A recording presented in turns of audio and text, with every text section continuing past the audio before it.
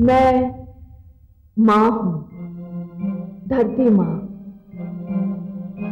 सीमा विस्तार की इच्छा ने सदैव युद्ध और विनाश को जन्म दिया है। मैं अनेक बार यह दृश्य देख चुकी हूं कि जब किसी पर विस्तारवाद का भूत सवार होता है तो वो अपना आपा खो बैठता है। इतिहास बार बार चेतावनी देता रहा है कि अपने राज्य की सीमाओं को बढ़ाने के बजाय यदि अपने राज्य में सुव्यवस्था और शांति स्थापित की जाए तो यह अधिक कल्याणकारी सिद्ध होता है। परंतु बार बार इस चेतावनी की अनसुनी की जाती रही है और बार बार युद्ध होते रहे हैं, जिनमें अंततः विस्तारवादी शक्तियों की ही पराजय होती है। रावण भी समस्त संसार पर आधिपत्य जमाने की सोच रहा है। उसकी इच्छा है कि सारे संसार के नरेश उसके चरणों में सिर झुका दें। मैं जानती हूं कि इसका परिणाम क्या होगा। कैकेयी नरेश की, अयोध्या नरेश की, कैकेयी नरेश की, अयोध्या नरेश की, कैकेयी नरेश की, अयोध्या नरेश की, कैकेयी नरेश की, अयोध्या नरेश की, कैकेयी नरेश की, अयोध्या नरेश की, कैकेयी नरेश की, अयोध्या नरेश की, कैकेयी नरेश की।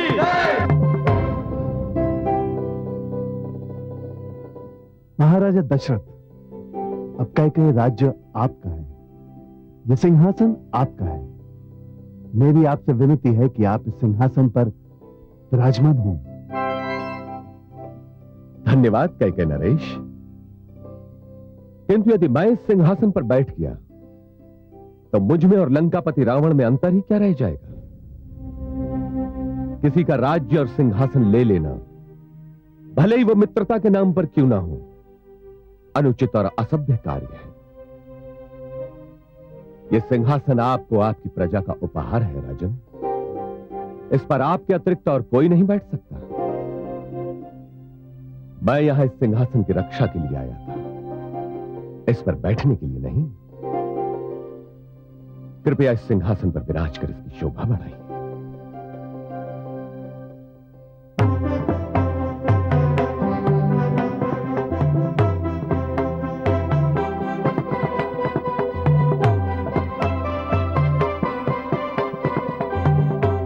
हे नगरवासियों, आज समस्त स्वागत, समस्त अभिनंदन, समस्त सत्कार अयोध्या नरेश महाराजा दशरथ के लिए सुरक्षित है, क्योंकि यदि ये हमारी सहायता के लिए ना पहुंचते तो कैकेयी लंका साम्राज्य का भाग बन चुका होता। आपकी स्वाधीनता रावण की दासी बन चुकी होती। मैं आप सब की ओर से अयोध्या नरेश के प्रति आभार, अपार आभार प्रकट करता हूं। ब्राह्मणगण,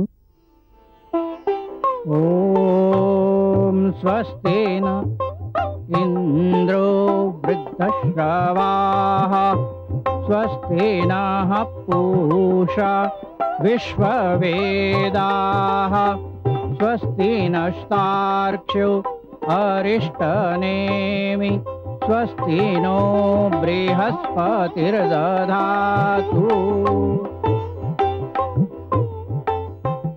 हमारी ओर से ये तुच्छ भेंट स्वीकार करें। अयोध्या नरेश की, अयोध्या नरेश की, अयोध्या नरेश की। आपने ये भेंट देकर मेरा सम्मान बढ़ाया है राजन, किंतु हे कैकेयीवासियों, मुझसे अधिक इस भेंट का अधिकारी कोई और है। इस विजय का श्रेय उसको है जिसने न केवल मेरे सारथी की मृत्यु के उपरांत मेरे रथ को संभाला, बल्कि रणभूमि में 2 बार मेरे प्राणों की रक्षा भी की।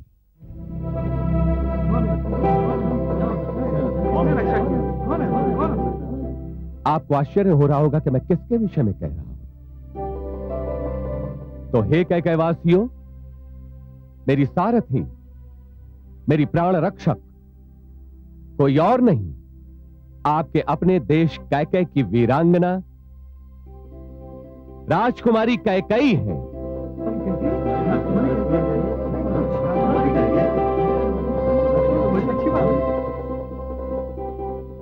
मैं आप सबकी अनुमति से ये भेंट, ये उपहार उनकी सेवा में प्रस्तुत करता हूं, क्योंकि इसकी सर्वप्रथम अधिकारी वही है।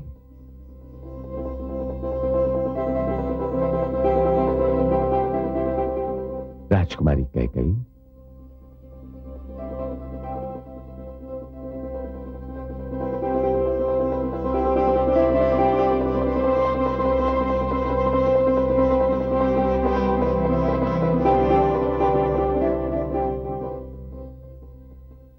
ये भेंट स्वीकार कीजिए।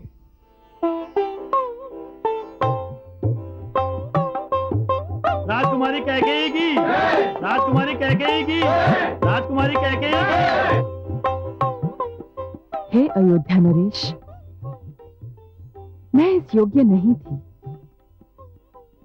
सत्य तो यह है कि आपने मेरे देश पर जो उपकार किया है, उसके सामने मेरी सेवाएं सर्वथा तुच्छ हैं।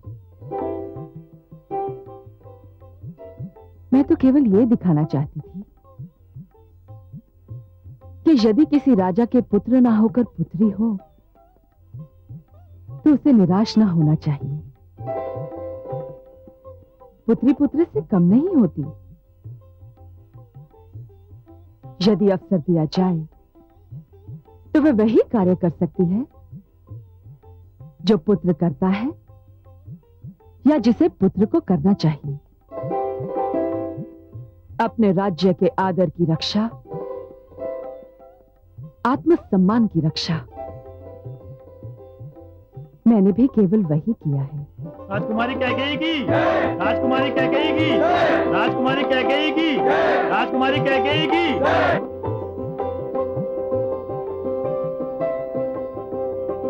हे कैकेयी नरेश, राजकुमारी और समस्त अतिथिगण, अब आपके राज्य पर कोई कुदृष्टि नहीं डाल सकता। रावण को उसके दुस्साहस का दंड मिल चुका है। अब आप अपना राजकाज संभालिए और मुझे अयोध्या जाने की अनुमति दीजिए। ये कैसे संभव है महाराज? यदि आप इतनी शीघ्र चले गए तो अतिथि सम्मान की भावना तो हमारे मन में ही रह जाएगी। आपको कुछ दिनों तक ठहरना होगा। मैं अवश्य ठहरता कैकेयी नरेश, किंतु अयोध्या मेरी राह देख रही है और मुझे भी अयोध्या से दूर रहने का अभ्यास नहीं।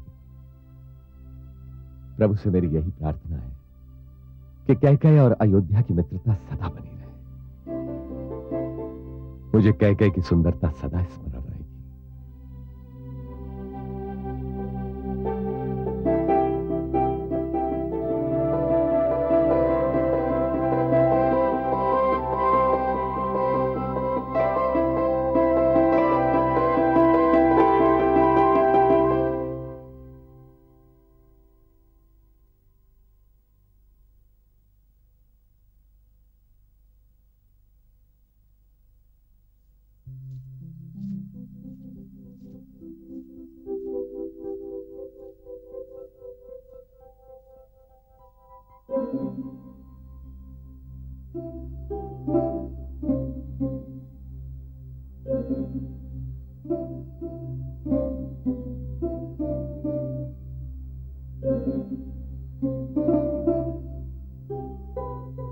मुझे यहां देखकर आश्चर्य हो रहा है राजन।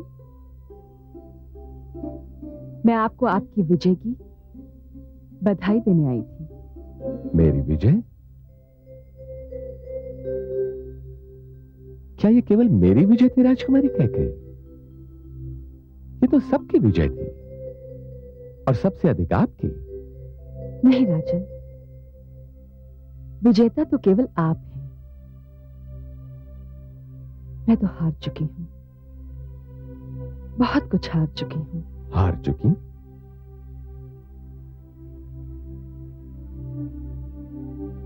क्या हार चुकी हैं?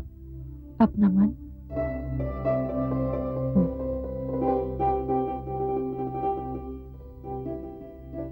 आपने युद्ध ही नहीं, मेरा मन भी जीत लिया है। राजकुमारी। हाँ राजन, रीति यही है कि जो हारता है वो अपना जीवन विजेता के चरणों में समर्पित कर देता है। मैंने भी अपना जीवन आपके चरणों में समर्पित करने का निर्णय लिया है। आपका क्या निर्णय है?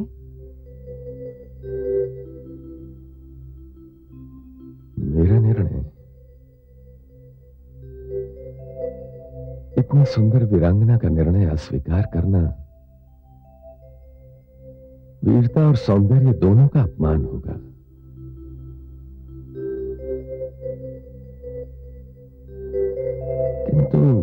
किंतु क्या राजन? आप निर्णय लेने के लिए स्वच्छंद हैं देवी। आप पर कोई रोक नहीं लगी है, किंतु मैं जीवन का इतना महान निर्णय लेने के लिए स्वच्छंद नहीं हूं। मुझ पर रोक लगी हुई है। मेरे जीवन पर सुमित्रा और कौशल्या का भी अधिकार है। मेरा निर्णय उनकी अनुमति के अधीन है देवी।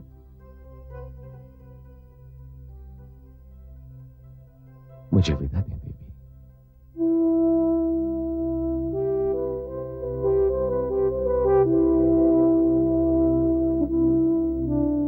मुझे आपको रोकने का अधिकार होता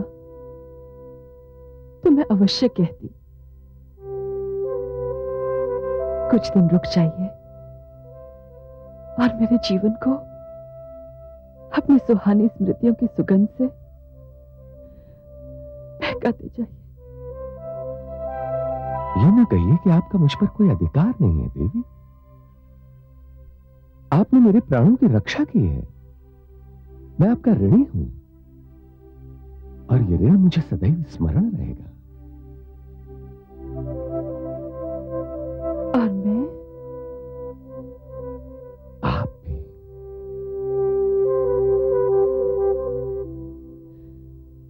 राजन, मेरी एक विनती मान ले। कहिए। अयोध्या पहुंचकर ये मत भूल जाइएगा कि कैकेयी में कोई आपकी प्रतीक्षा कर रहा है।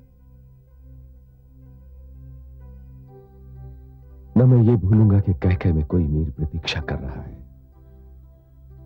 और न ये भूलूंगा कि कौन मेरी प्रतीक्षा कर रहा है।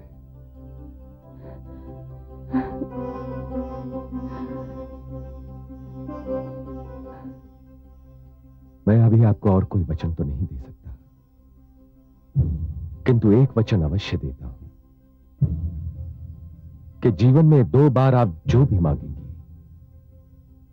मैं ये सोचे बिना कि क्या मांग रही हैं और क्यों मांग रही हैं, मैं आपकी मांग अवश्य पूरी करूंगा। ये मेरा वचन है और यही रघुकुल रीति है।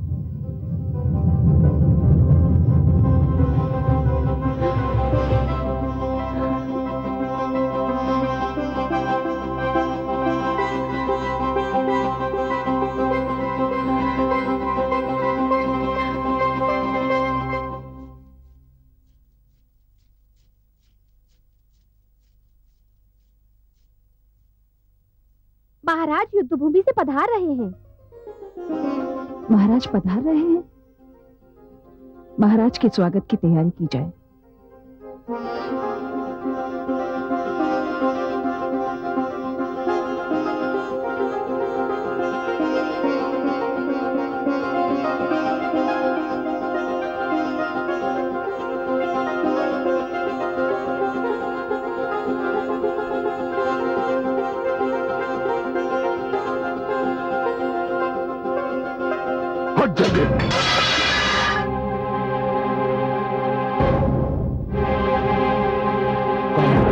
कायर कायर है मेरी सेना, कायर है।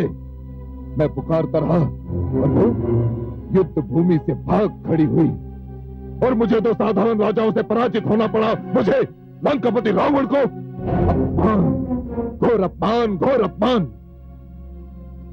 क्रोधित मत होइए स्वामी, कदाचित दूसरे के राज्य को हड़पने का निर्णय ही अनुचित। कैसे अनुचित था?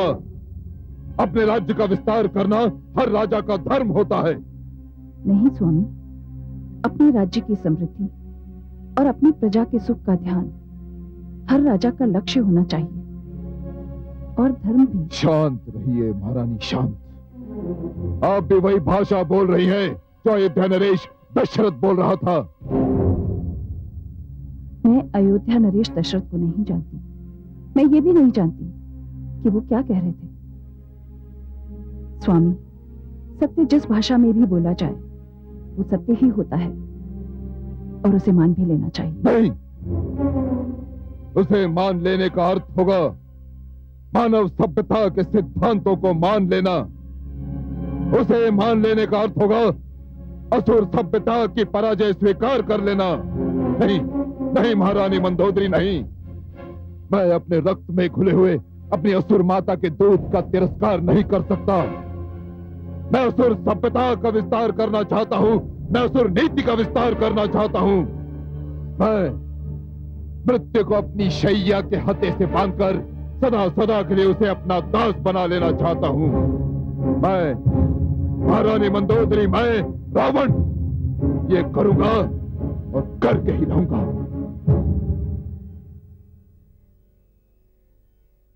हे कमल नयन, देखिए दुष्ट रावण क्या कह रहा है। वो मृत्यु को बंदी बनाने की बात कर रहा है। महादेवी, आपको तो स्मरण होना चाहिए कि रावण से पहले भी कई और दुष्ट यही ललकार दे चुके हैं। उनका क्या परिणाम हुआ? किंतु रावण तो सारे संसार पर अपनी पताका फहराने की बात कर रहा है, विश्व विजेता बनना चाहता है। ये स्वप्न भी कईयों ने देखा है और कदाचित सदा के लिए देखते भी रहेंगे। किंतु महादेवी, ये मत भूलिए कि स्वप्न केवल बंद नेत्रों से देखे जाते हैं।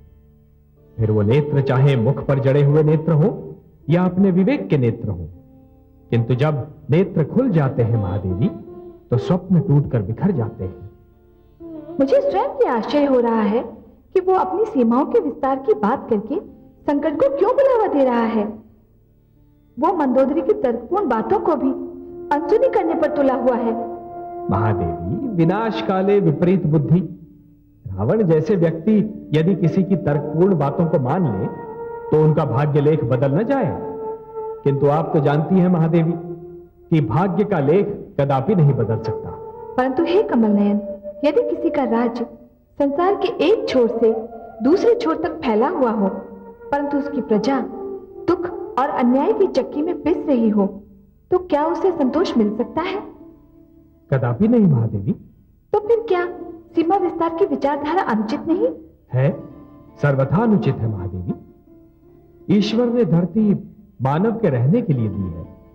फिर ईश्वर ने भिन्न भिन्न क्षेत्रों को भिन्न भिन्न भाषाएं दी, वेशभूषा दी, खान पान दिया, ताकि उन सब क्षेत्रों की पहचान बनी रहे। और ये नियम भी बनाया कि अब अपने अपने क्षेत्रों में रहें और शांति से रहें, एक दूसरे के जीवन में अकारण हस्तक्षेप न करें। सत्य कहा आपने। सबको अपनी सीमाओं में अपने ढंग से रहने की स्वतंत्रता है। राज्य विस्तार, सीमा विस्तार, विचारधारा का विस्तार, महादेवी, ये सब अप्राकृतिक और अनैतिक स्थितियां हैं। रावण तो असुर संस्कृति को मानने वाला है, यज्ञ संस्कृति का विरोधी है वो, इसलिए वो यही सब करेगा। किंतु हे महादेवी, एक दिन उसे इस सब का दुष्परिणाम अवश्य भोगना पड़ेगा। आयुष्मान भव।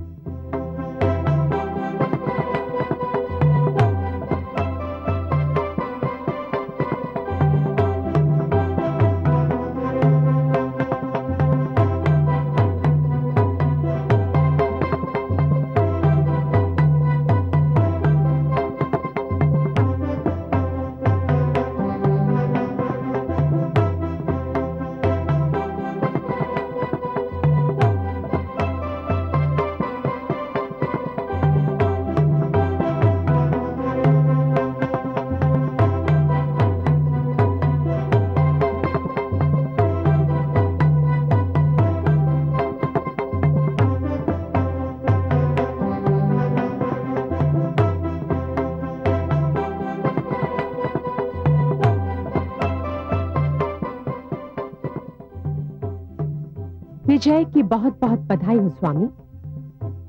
आपकी विजय से जग में अयोध्या का मान बढ़ा है। रावण जैसे शक्तिशाली सम्राट को परास्त करना कोई सरल कार्य नहीं था। हमें आप पर गर्व है। जितने दिन युद्ध चला, हम आपकी कुशलता और विजय की कामना करते रहे। और देखिए, भगवान की कृपा से आपको कोई साधारण घाव भी नहीं लगा।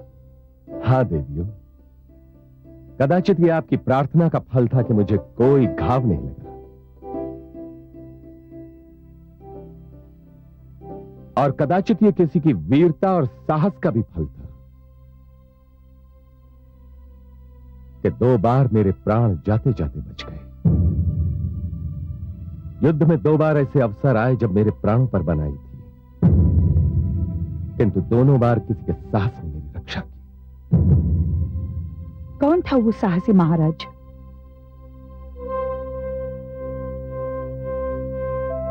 वो सारथी जिसने मेरे सारथी की मृत्यु के उपरांत मेरा रथ संभाला था। हम उस सारथी के आभारी हैं। वो सारथी अवश्य ही कोई बहुत बड़े पुरस्कार के योग्य है। क्या उसने आपसे कोई पुरस्कार मांगा महाराज? हाँ, मांगा तो था। आप तो महादानी हैं। आपने उसे अवश्य ही मुंह मांगा पुरस्कार दिया होगा। नहीं देवी, मैंने पुरस्कार नहीं दिया, नहीं दे सका। मुझे आश्चर्य हो रहा है, सूर्यवंशी क्षत्रिय महाराज दशरथ ने मांगने वाले को पुरस्कार नहीं दिया। अवश्य ही इसका कोई कारण रहा होगा। हाँ देवी, कारण था।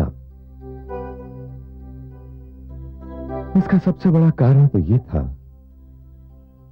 कि मेरा वो सारथी कोई नवयुवक नहीं, स्वयं कैकेयी राज्य की राजकुमारी कैकेयी थी। तो क्या हुआ महाराज?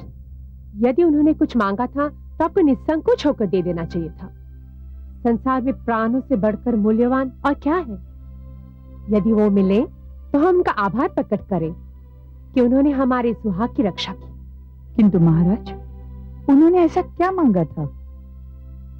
उन्होंने जो मांगा था वो मैं उन्हें आपकी अनुमति के बिना नहीं दे सकता था देवी।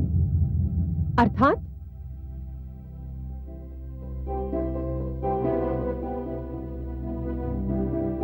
उन्होंने अपने लिए सुहाग सिंदूर मांगा था। राजकुमारी कैकेयी ने मेरे सम्मुख पाणी ग्रहण का प्रस्ताव रख दिया।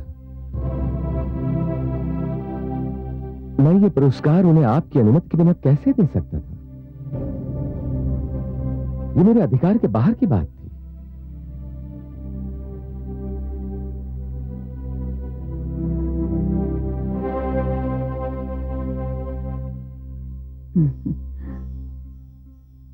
हमारे सुहाग की रक्षा करने के लिए यदि राजकुमारी कैकेयी ने यह पुरस्कार मांगा तो न इसे अनुचित कहा जा सकता है और न ही आश्चर्यजनक। मेरे विचार में आपको उनका प्रस्ताव स्वीकार कर लेना चाहिए था। क्यों दीदी? मैं सुमित्रा से सहमत हूं स्वामी।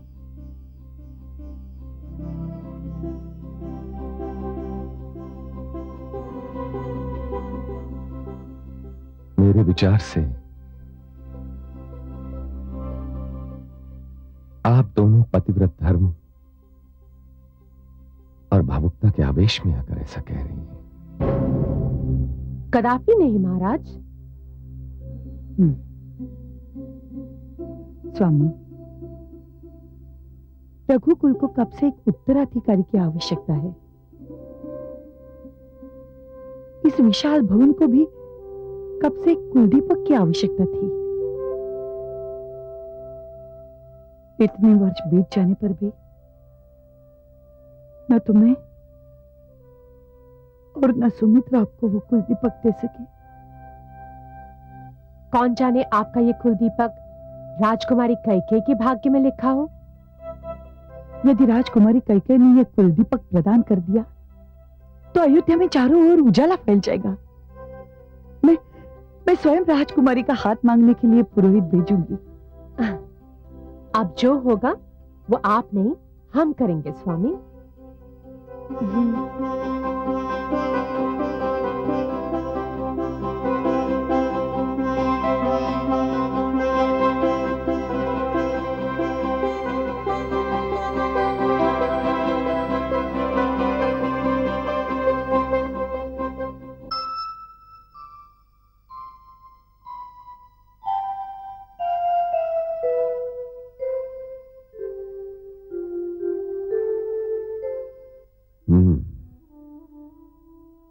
राजमहिषी महारानी कौशल्या, रात्रि के इस प्रहर में सुदूर मेरे आश्रम में आपके आगमन से ही मैं समझ गया था कि आप कोई अत्यंत ही गंभीर समस्या लेकर आई हैं, और वास्तव में समस्या बहुत गंभीर है।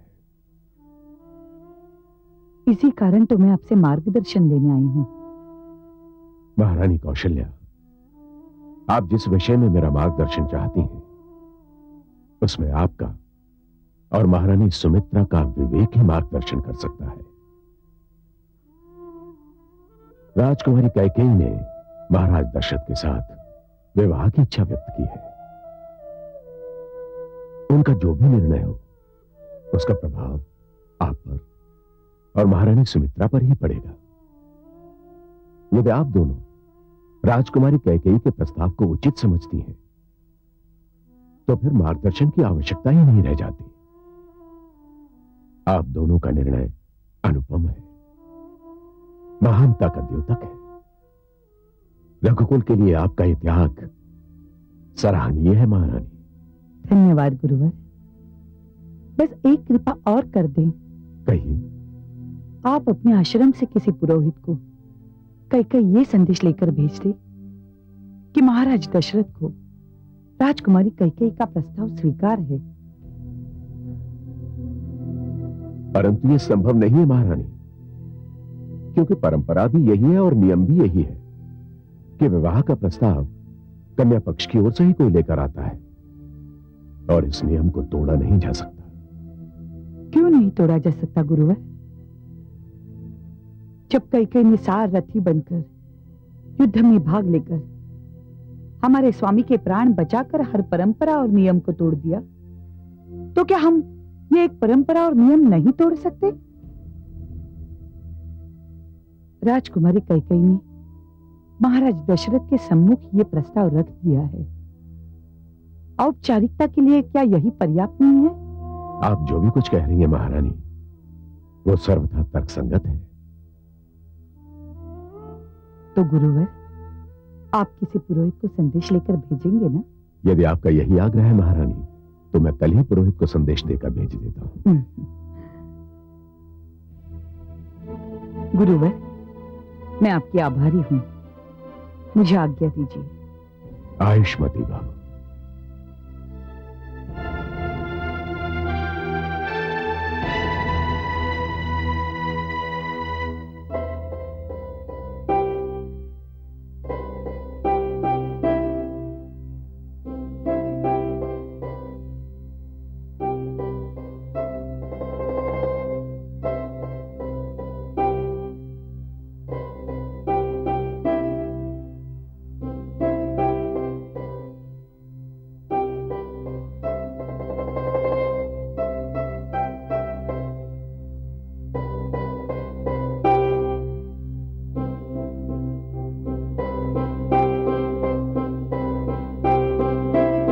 मेरा रथ संभालने वाली, 2 बार मुझे घातक आक्रमण से मेरे प्राणों की रक्षा करने वाली वीरांगना, तुम कौन हो? मैं कैकेयी नरेश की पुत्री कैकेयी हूं महाराज। धन्य है जिस जाति की पुत्रियां अपने अधिकारों की रक्षा के लिए डट जाएं, उन्हें कोई पराजित नहीं कर सकता। मुझ पर रोक लगी हुई है। मेरे जीवन पर सुमित्रा और कौशल्या का भी अधिकार है। मेरा निर्णय उनकी अनुमति के अधीन है देवी।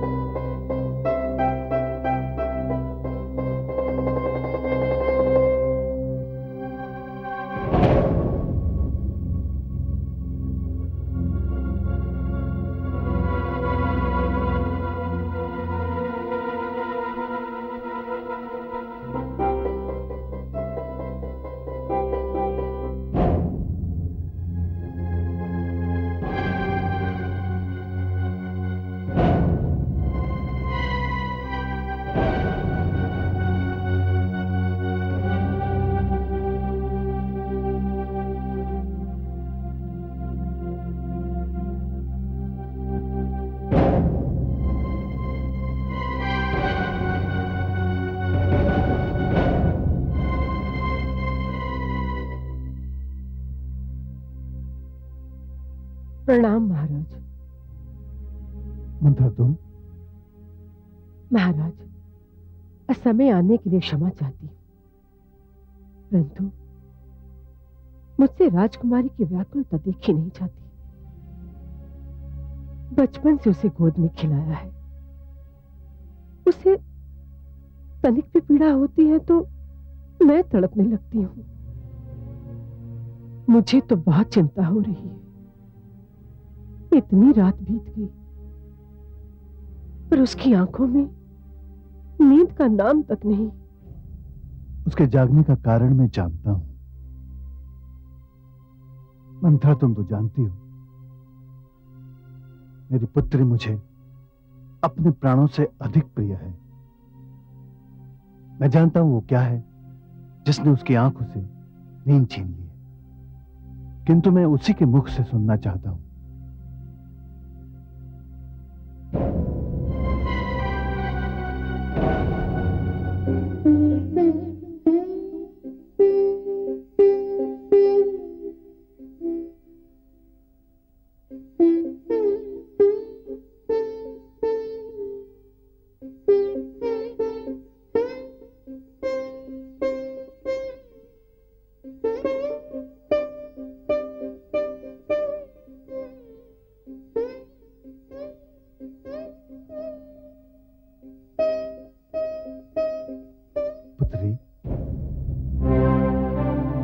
पिताश्री आप?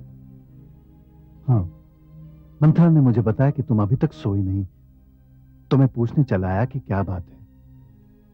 सब कुशल तो है ना? कुछ नहीं पिताश्री, बस यूं ही नींद नहीं आ रही थी। पुत्री, मैं तुम्हारा पिता हूं, तुम तो जानती हो तुमसे कितना स्नेह करता हूं। मुझसे अपने मन का भेद मत छिपाओ, मुझे बताओ क्या चाहती हो। तुम्हारी हर इच्छा पूरी करने में ही मेरा सुख है। पिताश्री? कहो, मुझसे कहो क्या बात है।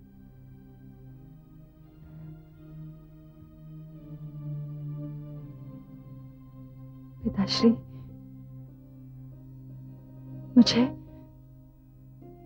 अयोध्या नरेश दशरथ। तुम्हें अयोध्या नरेश दशरथ भा गए हैं?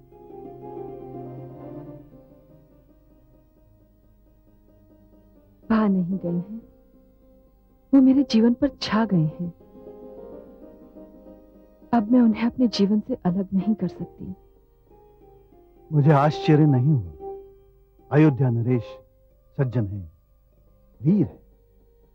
उन्होंने उस समय हमारी सहायता की जब कोई भी हमारी सहायता करने के लिए आगे नहीं बढ़ रहा था। मैं उन्हें संदेश भी भिजवा सकता हूं, किंतु पुत्री, किंतु मैं तुम्हें विश्वास नहीं दिला सकता कि वो हमारा संदेश स्वीकार कर लेंगे, क्योंकि मैं उनकी परिस्थितियां जानता हूं। वो परिस्थितियां मैं भी जानती हूं पिताश्री, परंतु मैं चाहूं भी तो अब उन्हें भूल नहीं सकती। मैंने अपना जीवन उनको समर्पित कर दिया है। यदि उन्होंने हमारा संदेश अस्वीकार कर दिया तो क्या तुम इस दुख को सह लोगी? हाँ पिताश्री, सह लूंगी, और ये भी वचन देती हूं कि यदि उन्होंने हमारा प्रस्ताव अस्वीकार किया तो मैं जीवन भर उन्हीं के नाम पर बैठी रहूंगी। ऐसा मत कहो पुत्री। मैंने अयोध्या नरेश को अपना पति स्वीकार कर लिया है। अब किसी और के लिए मेरे जीवन में कोई स्थान नहीं है।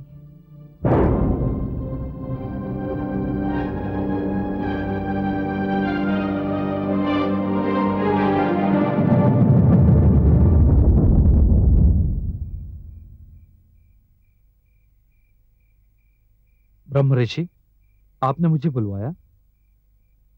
पुरोहित जी, आपको एक संदेश लेकर कैकेयी राज्य जाना है। जो आज्ञा ऋषिवर। क्या संदेश है? संदेश ऋषिवर, महाराज कैकेयी का दूत आपसे भेंट करना चाहता है। कैकेयी राज्य का दूत? प्रस्तुत करो उसे। आइए। प्रणाम ऋषि श्रेष्ठ। मैं कैकेयी का राजपुरोहित हूँ। स्वागत है आपका। कहिए, क्या संदेश लाए हैं? ऋषिवर, आप महाराज दशरथ के कुलगुरु हैं। मुझे मेरे महाराज ने आपके पास अयोध्या नरेश दशरथ से अपनी पुत्री राजकुमारी कैकेयी के विवाह का प्रस्ताव लेकर भेजा है।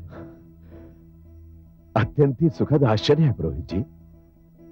मैं भी अपने पुरोहित जी को महाराज कैकेयी के पास यही संदेश देकर भेजने वाला था। यह तो बहुत सुंदर संयोग हुआ। यदि आपकी अनुमति हो तो मैं ये शगुन लेकर महाराज दशरथ की सेवा में पहुंचूं। मेरी पूर्ण अनुमति है। मैं अभी व्यवस्था किए देता हूं। पुरोहित जी, धन्यवाद ऋषिवर।